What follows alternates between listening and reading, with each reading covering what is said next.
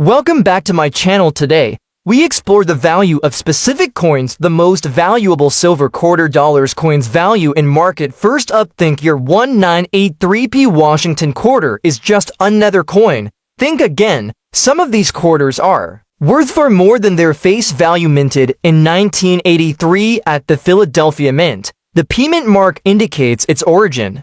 While most of these quarters are still in circulation, certain conditions and errors can make them highly valuable to collectors. In fine condition, a 1983p Washington quarter is generally worth its face value. However, well-preserved specimens in higher grades can fetch significantly more. Coins graded in mint state, such as MS-60 to MS-65, can range from $15,000. Remarkably, an MS-67 grade coin has been known to sell for as much as $2,596.75 in a 2016 auction. Certain error coins, like those with off-center strikes or missing mint marks, can be particularly valuable. For instance, a 1983p Washington quarter with a filled P mint mark has been listed for $30,000 online. To determine if your coin is of higher value, look for exceptional details, such as sharp strikes,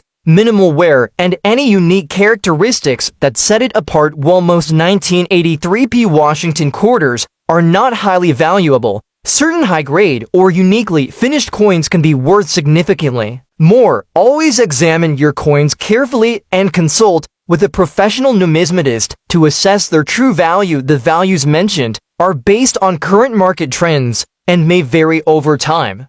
Next up, the 1970 for Washington quarter dollar without a mint mark, specifically those in fine condition, and just how valuable they are in today's market. The Washington quarter, first minted in 1932, has been a staple of American coinage for nearly a century. In 1974, quarters continued to be produced primarily in Philadelphia, Denver, and San Francisco. The Philadelphia minted coins are identified by the absence of a mint mark, which is why the 1970 for quarters with no mint mark are from Philadelphia. Now, here's a key detail. Unlike earlier quarters, the 1970 for Washington quarters are not made of silver. Since 1965, quarters have been struck in a copper-nickel-clad composition, meaning the coins have a copper core with a nickel outer layer, instead of the 90% silver composition used before 1965. So, if you're hunting for silver in a 1970 for quarter, you're out of luck. But that doesn't mean these coins can't be valuable. Collectors often seek out certain dates, mint marks, and conditions that add to a quarter's worth beyond its metal content. Fine F condition, the coin shows moderate wear, but all major details remain clear. Key features like George Washington's here, the date and inscriptions are visible but worn. Coins in fine condition are more common than uncirculated or mint state coins, making them accessible to everyday collectors. So, what's the value of a 1970 for Washington quarter without a mint mark in fine condition? Given the copper-nickel composition and mass production, these coins aren't rare, but condition and demand matter. Circulated fine condition, typically worth around $300,000 roughly face value or a slight premium. In today's coin market, prices fluctuate based on demand, silver prices, and collector interest.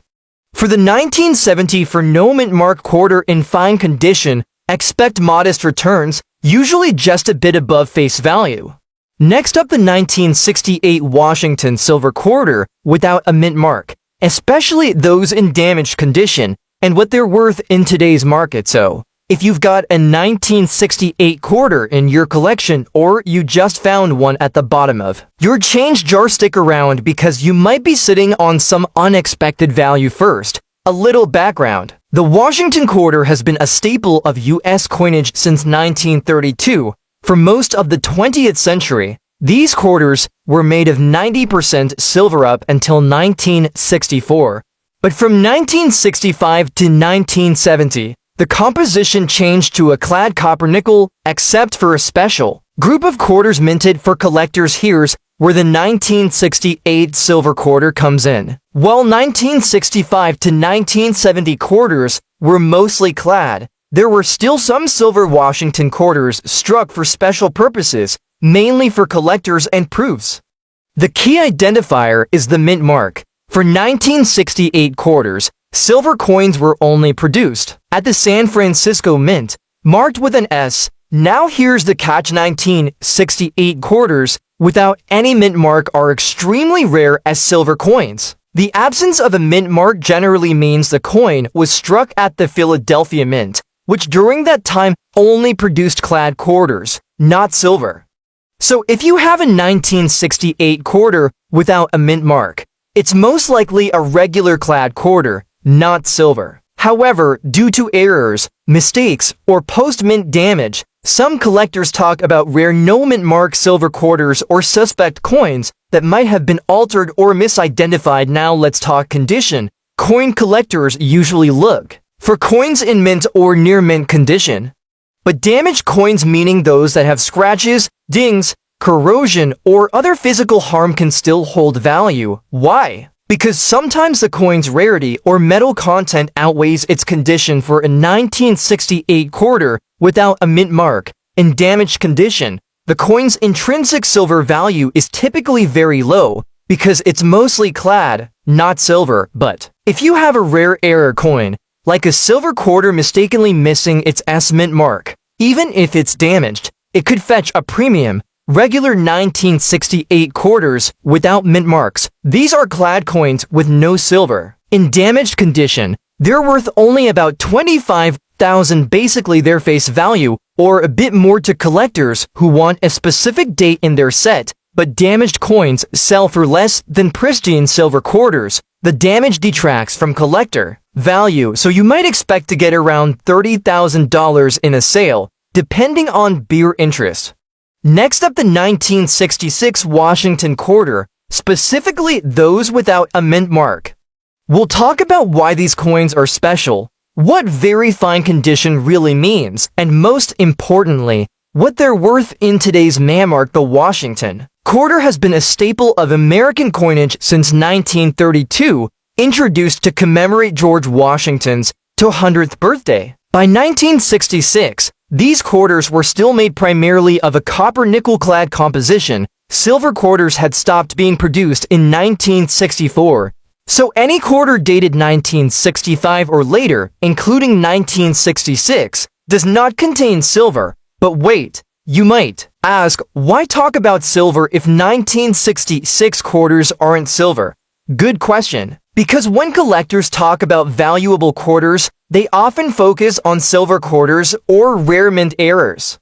For 1966 quarters without a mint mark, their value comes from condition, rarity, and demand among collectors, not silver content. In 1966, all quarters were produced without a mint mark. This was a special situation. The U.S. Mint suspended mint marks from 1965 to 1967 to discourage coin collecting and to keep more coins in circulation during a coin shortage. So, if you have a 1966 quarter, you'll notice it doesn't have a mint mark at all. That means it was struck at either the Philadelphia, Denver, or San Francisco mints, but they didn't indicate which one on the coin. When collectors grade coins, they use a scale ranging from poor P1 all the way to mint state. MS70, very fine abbreviated VF, is a mid-grade condition that indicates a coin has moderate wear but still retains clear details. Since 1966 quarters aren't made of silver, their value mostly aligns with face value minus $50,000. However,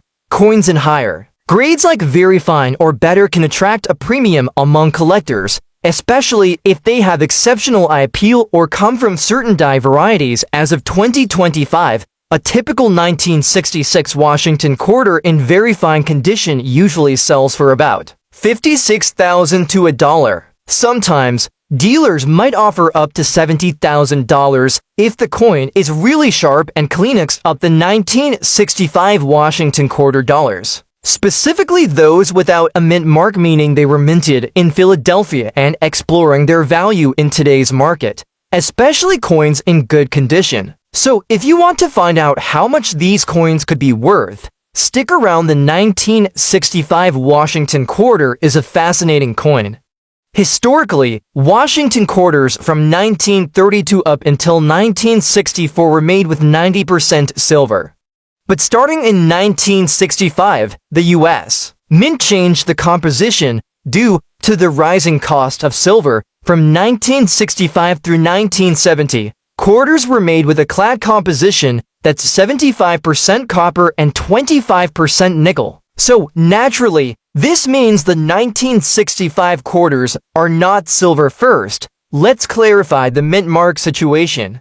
In 1965, Philadelphia quarters did not carry a mint mark, which was standard until 1980 when Philadelphia started using the P mint mark. Again, Denver quarters from 1965 do carry a D mint mark. So the ones without a mint mark are from Philadelphia. Since these coins aren't silver, their value comes from condition, rarity of errors, or collector demand. For 1965 quarters, the general circulation coins in average condition are only worth face value, about 80,000. But if you have a 1965 no mint mark quarter in uncirculated or mint state condition, especially with certain die errors or varieties, the story changes. To wrap it all up, the 1965 Washington quarter without a mint mark is mostly a clad coin, not silver, so most are only worth face value. However, in good condition, especially uncirculated grades, they can be worth several dollars, and rare error varieties can be significantly more valuable. Let us know in the comments. And don't forget to like, subscribe, and hit that bell so you don't miss out on the next hidden coin treasure. Thanks for watching.